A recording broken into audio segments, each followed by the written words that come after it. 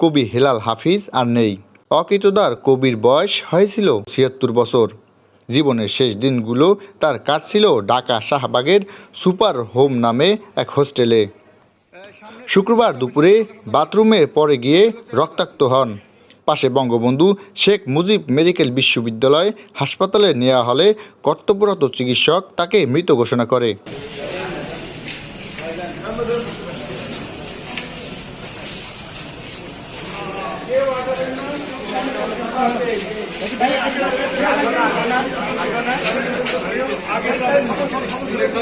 দ্রোহ আর প্রেমের কবি হেলাল হাফিজ জন্ম ১৯৪৮ সালের ৭ই অক্টোবর। নেত্রকোনার আটপাড়া উপজেলার বটতলী গ্রামের শৈশব, কৈশোর, তারুণ্য কেটেছে নিজের শহরেই। ১৯৬৭ সালে নেত্রকোনা কলেজ থেকে উচ্চ মাধ্যমিক পাশ করে ঢাকা বিশ্ববিদ্যালয়